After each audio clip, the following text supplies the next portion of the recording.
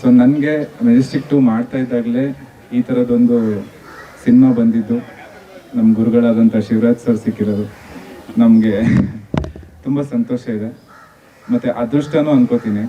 ಒಬ್ಬ ಹೊಸ ಪ್ರತಿಭೆ ಬಂದು ಮಾಡ್ತಾ ಇರೋವಾಗ ಒಂದು ಸಿನಿಮಾ ಮುಗ್ಸೋಕ್ಕೆ ಮುಂಚೆನೇ ಇನ್ನೊಂದು ಸಿನಿಮಾ ಸಿಕ್ಕಿರೋದು ಎಲ್ರಿಗೂ ಅವಕಾಶ ಸಿಗೋಲ್ಲ.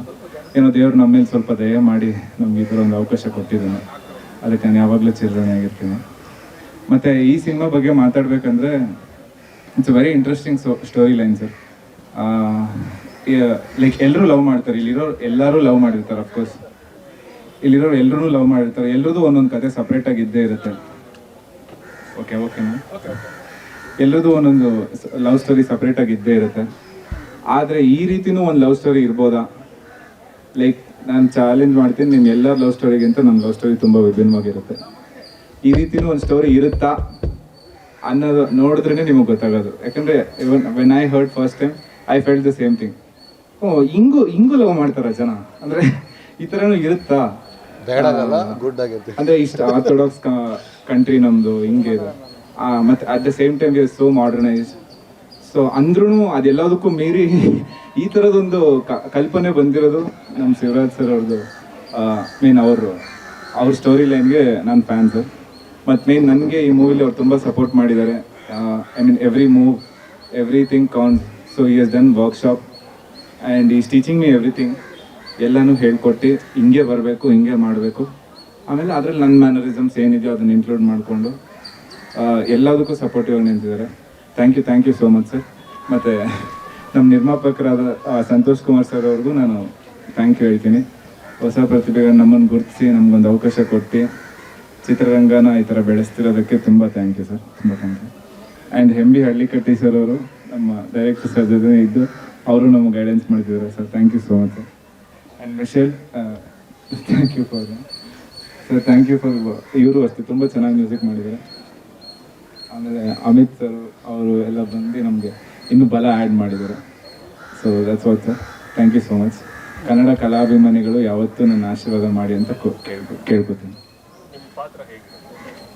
ಸೊ ನಮ್ಮ ಪಾತ್ರ ಇದು ಈ ಕಾಲಕ್ಕೆ ತಕ್ಕಂಗೆ ಒಂದು ಹುಡುಗ ಹಿಂಗೆ ಇರ್ತಾನೆ.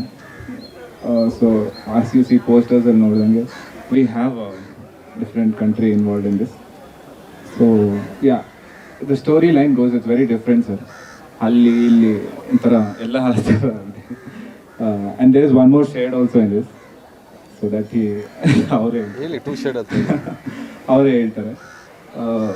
ಸೊ ಆ ಪಾತ್ರ is a love boy, of course love story. That's the main thing. I can't reveal much. She told me not to reveal anything.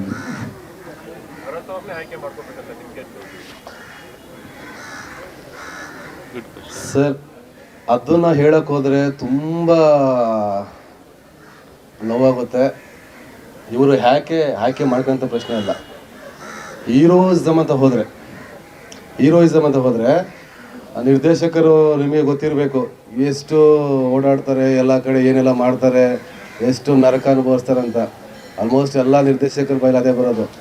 ಕೆಲವೊಂದು ಸಿಚುವೇಶನ್ ಹೇಗಿರುತ್ತಂದರೆ, ನಾವು ಹೀಗೇ ಇರಬೇಕು ಹೀರೋ ಅಂತ ಅಂದ್ಕೊಂಡಿರ್ತೀವಿ. ಈಗ ನಮಗೆ ಪ್ಯಾಟ್ರನ್ 6 ಫೀಟ್ ಹೈಟ್ ಇರಬೇಕು, ಹೀರೋ ಸ್ಟಾರ್ ಆಗಿರಬೇಕು, ಎಲ್ಲರೂ ಅದನ್ನು ಎಕ್ಸ್ಪೆಕ್ಟ್ ಮಾಡ್ತಾ ಇದ್ದಾರೆ. ಬಟ್ ನಾನು ಎಕ್ಸ್ಪೆಕ್ಟ್ ಮಾಡೋದು ಇಷ್ಟೇ ಸರ್, ನಾನು ನಿರ್ದೇಶಕ, ಒಬ್ಬ ಸ್ಟಾರ್ ಮಾಡೋ ಶಕ್ತಿ ನನ್ನಲ್ಲಿದೆ.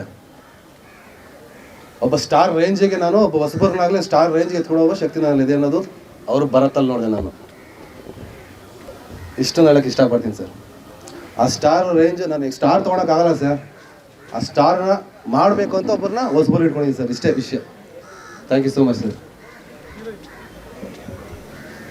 ಇನ್ನು ನಮ್ಮ ಮಿಶೆಲ್ ಅವರು, ನನ್ನ ಕಲ್ಪನೆ ಇತ್ತು ನನಗೆ ಹೀಗೆ ಇರಬೇಕು ಹೀರೋಯಿನ್ ಅಂತ.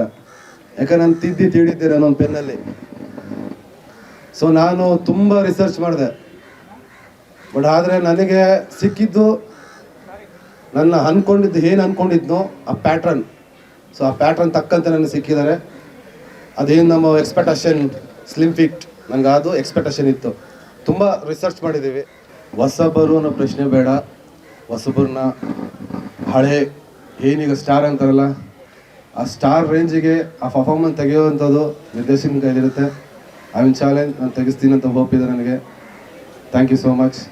ಸ್ವಾದಿಷ್ಟತೆಯ ಸ್ವಾದ, ತಾಜಾತನದ ಆಹ್ಲಾದ, ಉತ್ತಮ ಆರೋಗ್ಯ ಮತ್ತು ಹೆಚ್ಚಿನ ರೋಗ ನಿರೋಧಕ ಶಕ್ತಿಯ ವೃದ್ಧಿಗೆ ಈಗ ನಿಮಗೆ ಸಿಗುತ್ತಿದೆ ಉತ್ತಮ ಗುಣಮಟ್ಟದ ಪೌಷ್ಟಿಕಾಂಶ. Shri Vaidik millet health mix, ಇದು ಸಿರಿಧಾನ್ಯಗಳ ಸಂಪತ್ತು.